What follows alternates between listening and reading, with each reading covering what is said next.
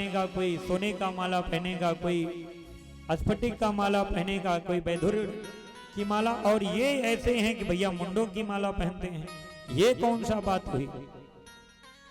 और वो भी मुंडों की माला में कौन है? ये सारी स्त्रियों के ही माले हैं, मुंड के माले। कभी पूछा नहीं आपने? और इतना कह करके नारद मुनि प्रणाम करके चल दिए। बाबा भोलेनाथ रास्ते में मिल गए, क्योंकि सरोवर में स्नान करके आ रहे थे। तो भगवान को प्रणाम किया, भोलेनाथ को। नारद मुनि, भगवान भोलेनाथ ने कहा बैठो बैठो नारद। अरे बोले महाराज जा रहा हूं। तो इस कथा से ये संदेश मिलता है कि यदि चुंगली करके रुकना नहीं चाहिए वहां पर। चुंगली करो तुरंत निकल जाओ, नहीं अगर दोनों पार्टी मिल गई तो महाराज फिर मुक्कम प्रहारम करो, तो फिर समझ लीजिए आपका खैर नहीं, दोबारा किसी की चुंगली करने लायक रहेंगे नहीं। और नारद मुनि तुरंत निकल गए। तब महाराज भोलेनाथ आए। अब पार्वती जी से कह रहे हैं, गो देवी लाओ पूजन में बैठना है, जरा मेरा थाल वाले सजा दो, थाली वाली पूजा की। अब पार्वती मैया, अगर देवियों से कोई चुंगली पति के विषय में कर दे तो फिर समझ लो कि दिमाग सातवें आसमान में। अब पार्वती जी कुछ बोल नहीं रही, कह रही अपने से ही ले लो भगवान भोलेनाथ। तो बोले क्या हो गया? बोले क्या हो गया? सारी बातें छिपा करके रखते हो, हमसे कुछ बताते ही नहीं हो। भगवान भोलेनाथ समझ गए कि नारद मुनि आए थे, कुछ तो बात जरूर है। अरे बोले देवी कुछ तो बताओगी कि क्या बात है? अरे क्या बात है? ये मुंडों की माला जो पहने हो, किसकी मुंडों की माला है? बोले भगवान ये जगत जननी है। और पूछ रही है किसकी? अरे देवी जितने जन्म तुम्हारे होते हैं तो उन तुम्हारे मुंडों की माला मैं पहन लेता हूं, जिससे मेरे हृदय को शीतलता प्रदान होती है। बोले महाराज जितना जन्म होता है मेरा मुंडों की माला पहन लेते हो, और हमेशा आप जीवित रहते हो क्या? बोले हाँ। तो बोले भैया आप कौन सा अजर अमर का चावल खा चुके हो कि अजर अमर हो गए हो? रहम और धांगनी होते हुए हमारे लिए ऐसा आपने क्यों नहीं किया? बोले देवी मैंने अमर कथा सुनी है, इसलिए मैं अमर हो गया हूँ। तो बोले हर जन्म में अमर कथा सुनी होगी? बोले हाँ। तो बोले हर जन्म में हमें फिर क्यों नहीं सुनाते थे? बोले तुमने कभी पूछा नहीं। बोले हम जान रहे हैं कि किसी और से विवाह करने के लिए तुम हमें अमर कथा नहीं सुना रहे थे। बोले ऐसी बातें नहीं है महाराज। न बोले ठीक है अभी कथा सुनाइए। बोले कथा तो सुना दूंगा, लेकिन एक शर्त है कि अमर कथा है महाराज, अकेले आप ही को सुनना पड़ेगा। जा करके निरीक्षण कराओ कि कोई हो ना, और कोई हो ना तो महाराज। पार्वती जी दौड़ी दौड़ी गई। अब तो अमर बनने की इच्छा जागृत हो गई कि जल्दी अमर हो जाएं, ऐसे ही रह जाएं। और जल्दी जल्दी गई तो ऊपर से देख करके चले आए कि कोई नहीं है। और भगवान भोलेनाथ बैठ गए हैं और कथा सुना रहे हैं, अमर कथा सुना रहे हैं। कहां पर? कैलाश पर्वत पर। और मैया आप ही की तरह कथा सुन रही हैं। पार्वती जी कैसे कथा सुन रही हैं? कैसे कथा सुन रही हैं? आप ही की तरह कि आपसे अच्छा? आप ही लोगों की तरह। चलिए मान लेते हैं आप ही की तरह सुनते हैं। तो मैया पार्वती जी बड़े भाव से आप ही की तरह कथा सुन रही थी। और कथा सुनते सुनते महाराज झपकी आ गई। और झपकी आ गई तो महाराज अब भगवान भोलेनाथ तो कथा में लगे हुए हैं।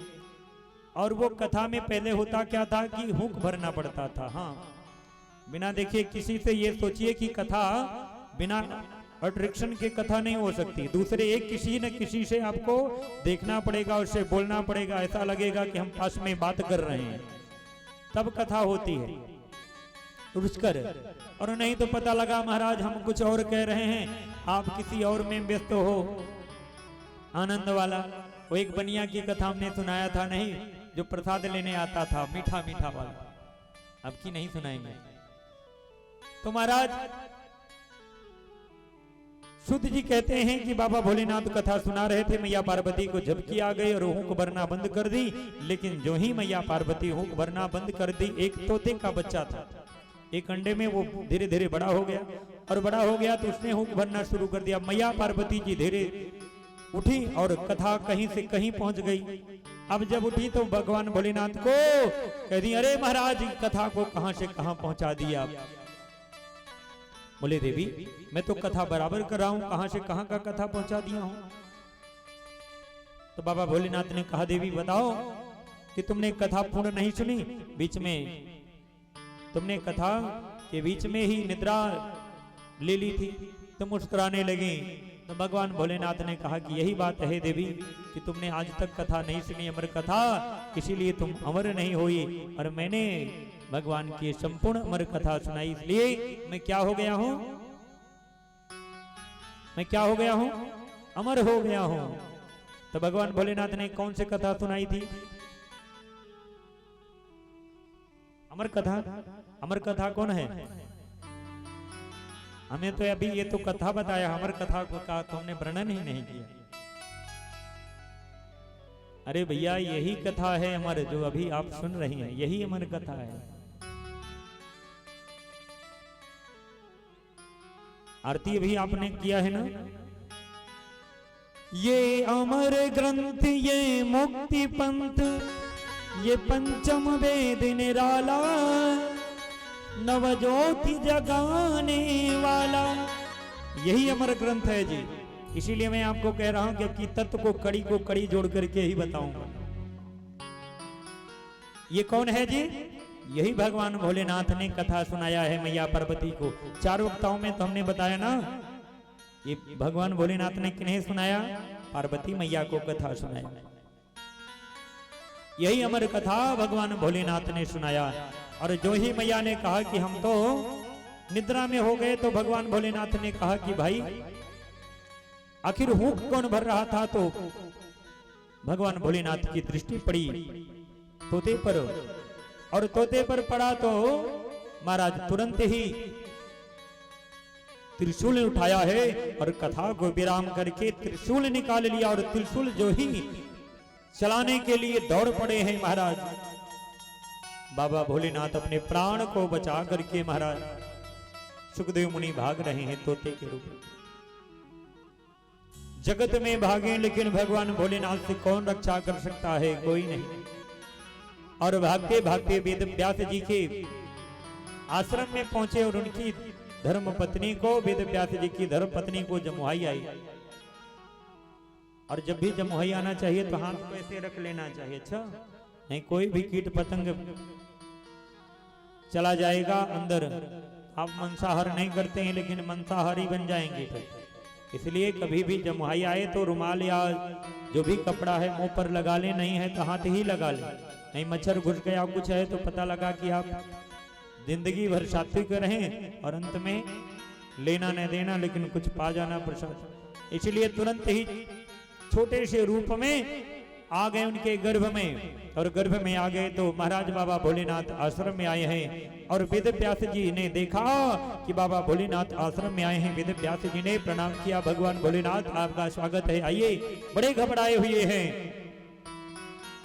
तो बाबा भोलेनाथ ने कहा कि वेद व्यास जी, इसी आपके आश्रम में एक तोते का बच्चा आया है, इसलिए मैं उसको मारने के लिए आया हूं, मैं उसको मारने के लिए आया हूं। तो बोले महाराज काहे के लिए? आप तो जीव रक्षक हो, आप क्यों मारने के लिए आए? बोले वह अमर कथा सुन लिया है इसलिए मैं उसे मार डालूंगा, नहीं कोई राक्षस ना हो। बोले महाराज अमर कथा सुन लिया है, आप मार डालेंगे? बोले हाँ। बोले बाबा भोलेनाथ जी लगता है कुछ भांग वांग पी करके ही आए हैं, काहे के लिए मार डालेंगे? यदि अमर कथा सुन लिया है तो मरेगा ही नहीं। तो ये बताइए आपकी अमर कथा सही थी कि नहीं? बोले अमर कथा तो बिल्कुल सही थी, हमने अमर कथा ही सुनाया है। तो बोले जब अमर कथा सुन लिया है तो मरेगा कैसे? और यदि मार डालेंगे तो अमर कथा झूठी हो जाएगी, अब दोनों में से सत्य आप बताइए। तो बोले कहीं राक्षस न हो